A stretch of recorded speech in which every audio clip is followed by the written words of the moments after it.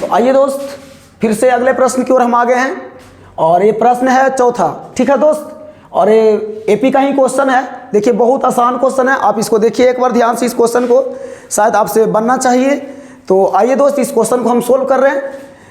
देखिए किसी एपी, यदि किसी एपी का, एपी मतलब समझ ही रहे हैं समानांतर श्रेणी, है ना। यदि किसी एपी का 8वां पद 17 है। देखिए दोस्त, इससे पहले वाला भी वीडियो में हम ऐसे प्रश्न को सोल्व किए थे। ठीक है, तो कहता है किसी भी एपी का 8वां पद, मतलब कोई भी एपी है। मान लीजिए दोस्त एक एपी हम लिख रहे हैं, समझिएगा बात को। जैसे यहाँ पे लिख रहे हैं 3, 5, 7, 9, 11, 13 डॉट डॉट करके ऐसा कोई एपी लिखे दोस्त। तो अब समझिए, कहें हम इसमें कि चौथा पद मान ली कि 9 है, और बोल रहे हैं कि दोस्त छठा जो पद है वह 13 है। तो कहने का मेरा मतलब हुआ कि जो चौथा जो पद 9 है दोस्त, ये अंतिम पद आएगा 9, मतलब अंतिम पद लेंगे। और कह रहा है छठा पद 13 है, इसका मतलब अंतिम पद कितना हो जाएगा दोस्त, 13 हो जाएगा। तो इस प्रकार से इस क्वेश्चन को समझिएगा, बहुत इजी क्वेश्चन है, इसको आप बनाइएगा। तो कहता है कि 8वां पद 17 है, जो 8वां जो पद होगा वह 17 है, और 14वां जो पद है दोस्त 29 है। तो उस एपी का सर्वांतर यानी डी का वैल्यू निकालना है।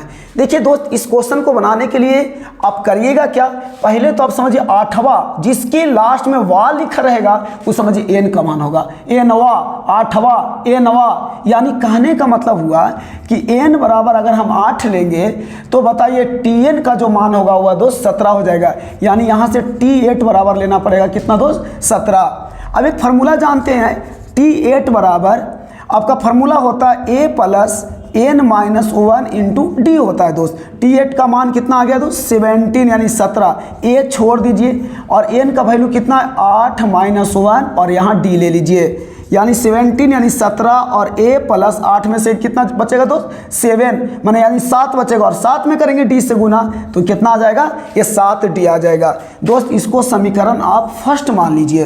ठीक है दोस्त, समीकरण फर्स्ट मान लीजिए। अब चलिए पुनः फिर से चलिए, पुनः 14वां पद 29 है, यानी n का मान आपके फिर से लेना होगा 14, और T14 बराबर लेना होगा 29 दोस्त। यहाँ से फिर फॉर्मूला लिखिए, T14 बराबर A plus n-1 into D, यानी T14 का मान कितना आ गया दोस्त, 29 बराबर A का मान कितना आ गया, छोड़ दीजिए, A तो निकालना ही है, और A का वैल्यू A का मान छोड़ दीजिए, नहीं लीजिए, और n का वैल्यू कितना ले 14, और 14 में से 1 इसको घटाइएगा दोस्त, यहाँ 14 में से 1 घटाइएगा तो कितना आएगा 13, और यहाँ कर लीजिए 13D कर लीजिए, और इसको समीकरण 2 बना लीजिए।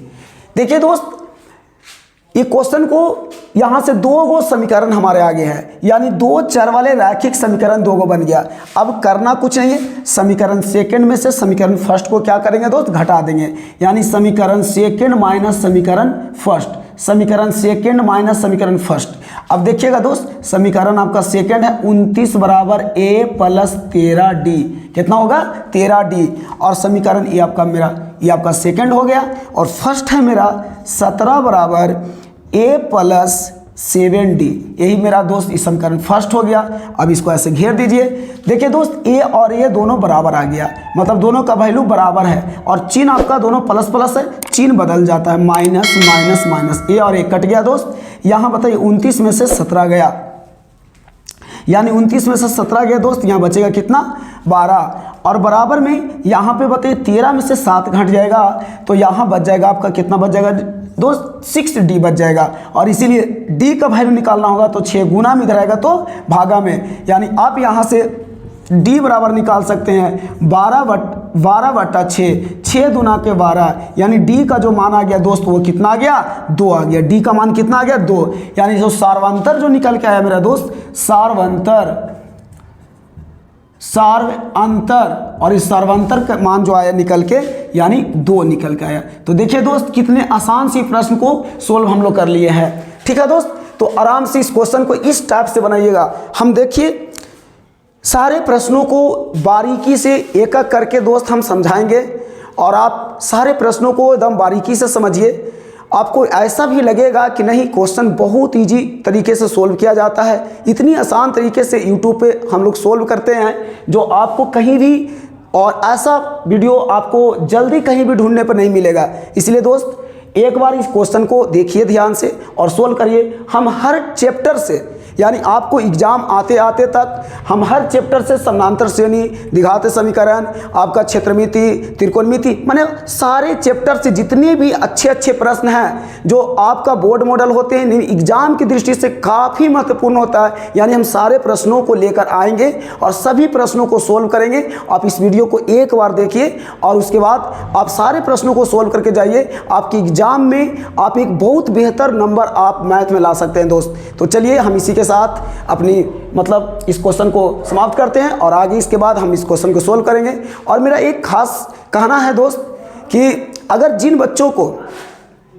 अगर ऑफलाइन पढ़ना चाहते हैं, अगर हमसे कोई बच्चे ऑफलाइन पढ़ना चाहते हैं तो दोस्त मेरा एक कोचिंग है 3D क्लासेस। इसका दोस्त पता है आप मसौड़ी जो पटना ज़िला के आसपास में पड़ता है, एक मसौड़ी है, वहीं पे मेरा एक कोचिंग चलता है दोस्त 3D क्लासेस के नाम से। आप अगर ऑल सब्जेक्ट की तैयारी करनी चाहती है मतलब चाहते हैं दोस्त, तो आप आकर यहाँ आप कोचिंग में एडमिशन ले सकते हैं और एक अच्छे ढंग से, बेहतरीन ढंग से आप पढ़ सकते हैं। मतलब सारे सब्जेक्ट के जितने भी सारे मतलब सब्जेक्ट है, यानी आपका 8, 9, 10, 11, 12, उसके बाद CBSE बिहार बोर्ड जितनी भी कक्षाएं चलती है सभी को मतलब सभी कक्षाएं का सुविधा है दोस्त। और आप आके एक बेहतरीन तरीके से आप ऑफलाइन क्लास कर सकते हैं, आप बहुत एक मज़े के साथ, और इसीलिए हम लोग बहुत बेहतरीन ढंग से पढ़ाते हैं। तो दोस्त चलिए ठीक है, आप इस क्वेश्चन को सोल्व करिए और आगे भी आने वाले प्रश्न को फिर से हम बताएंगे। अगले प्रश्न की ओर जो योगफल से रिलेटेड प्रश्न है दोस्त, और इसको देखिए हम सोल्व कर रहे हैं। आइए इसको एक सोल्व करने के लिए एक नए फार्मूला का इस्तेमाल कर रहे हैं जो बहुत आसानी होगा। जब भी आपको अगर शुरू से लेकर मतलब देखिए जैसे 25, 28 प्लस 31 मतलब 25 से 3 28, 28 से 3 31, ऐसे करते करते 100 तक गया है दोस्त।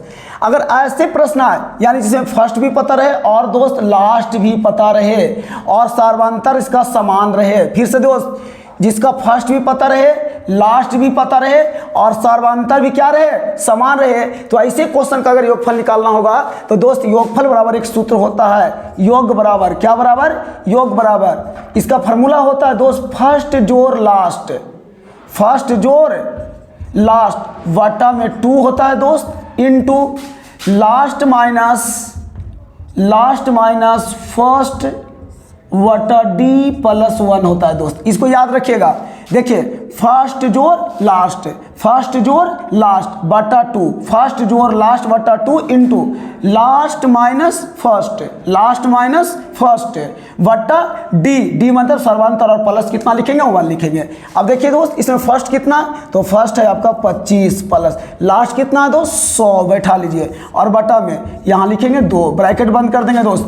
उसके बाद देखिए लास्ट कितना है 100 और माइनस में फर्स्ट कितना है दोस्त 25, यहाँ 25 और बटा ये बढ़ते कितना के जा रहा है, सर्वांतर कितना है, तो 25 3 28, 28 3 31 यानी 3 3 का, और दोस्त यहाँ प्लस कितना हो जाएगा 1 हो जाएगा। देखिए कितना आसान से 100 और 25 को ऐड करेंगे दोस्त तो 125 बटा में 2, ब्रैकेट बंद कर लेंगे और इधर ब्रैकेट खोलेंगे। 100 में से 25 घटाएंगे दोस्त कितना आएगा 75, 75 बटा 3 और प्लस कितना आ जाएगा दोस्त 1 आ जाएगा।